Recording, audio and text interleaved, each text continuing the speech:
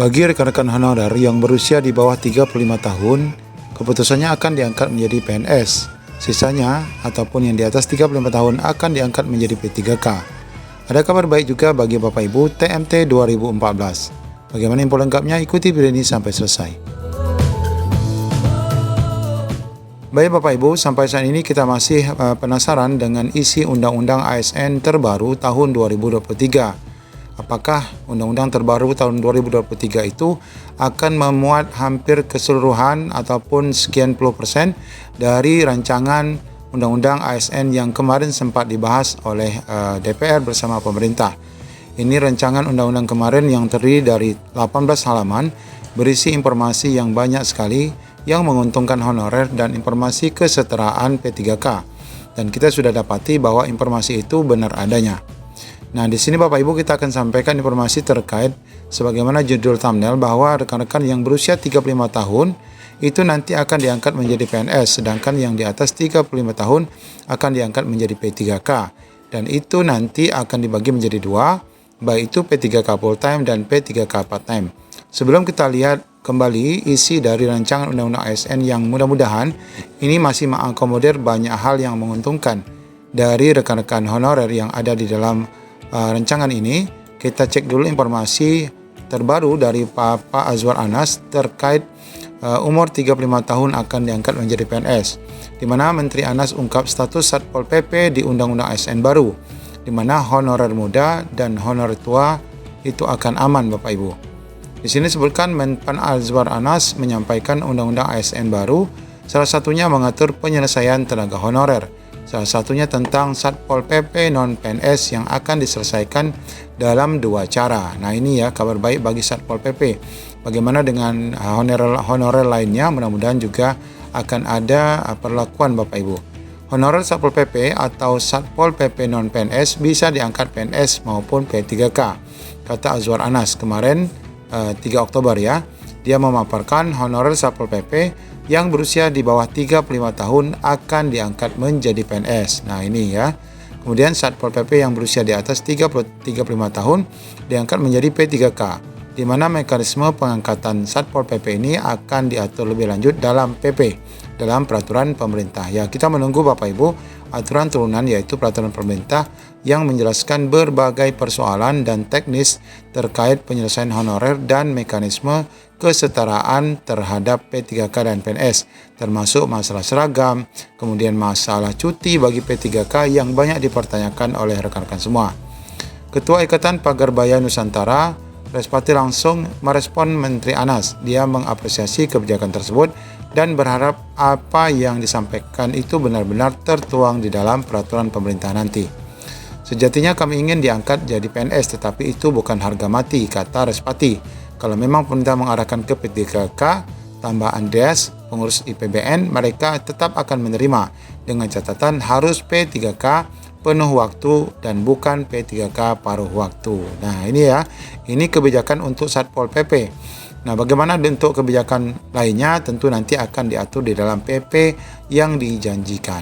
Nah kembali kepada rancangan undang-undang yang kemarin sempat dibahas dan ini menjadi bahan bagi Bapak Ibu anggota Dewan dan pemerintah dalam membahas, kita sudah menunjukkan beberapa poin penting di dalam rancangan ini yang menguntungkan rekan-rekan honorer, di antaranya yang kemarin pasal 22 ini berkenaan dengan kesejahteraan ya, yang kemarin juga akan ditambah dengan pensiun, ini belum ada pensiunnya ya. Kemudian kita masih berkutat pada ini banyak ya, ini yang beberapa yang dihapus. Kemudian bab berapa nih kemarin ya, sebentar kita cross scroll dulu ke bawah.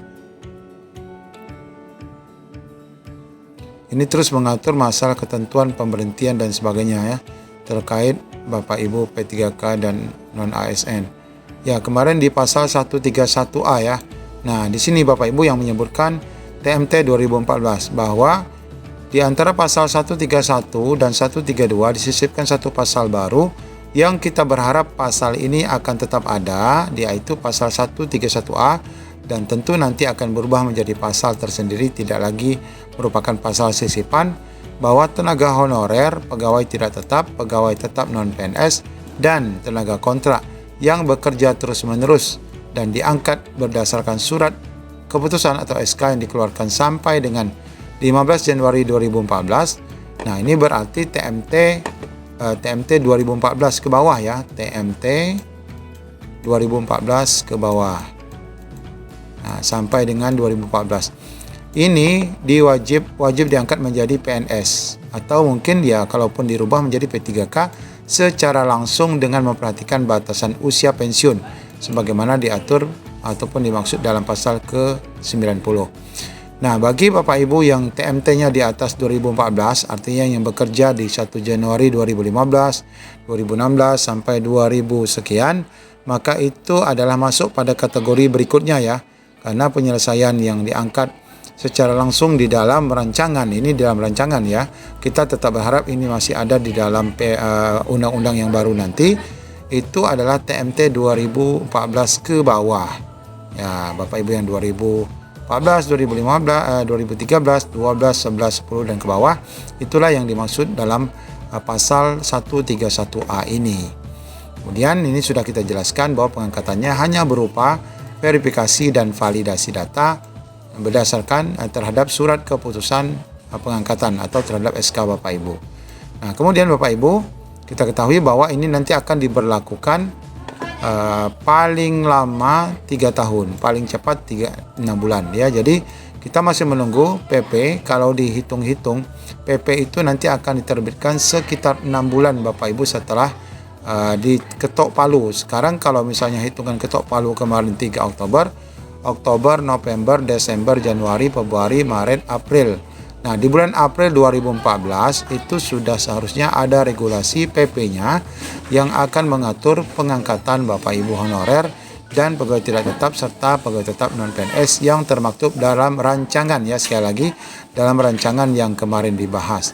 Nah, kalaupun nanti pasal ini tetap ada di dalam rancangan atau maksud kami dalam undang-undang yang baru, maka ini menjadi kabar gembira bagi semua Bapak Ibu yang termasuk dalam TMT dimaksud.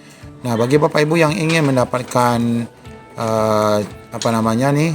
file dari rancangan ini, nanti boleh Bapak Ibu cek di kolom deskripsi, akan kami share di sana. Dan ini sekali lagi belum merupakan final, ini sudah kemarin ini menjadi bahan pembahasan, tapi setidak-tidaknya Bapak Ibu bisa melihat gambaran ya dari hasil rancangan awal terhadap perubahan Undang-Undang ASN tahun 2015 yang sudah menjadi undang-undang baru ASN tahun 2023. Semoga menjadi informasi baik bagi Bapak Ibu. Assalamualaikum warahmatullahi wabarakatuh.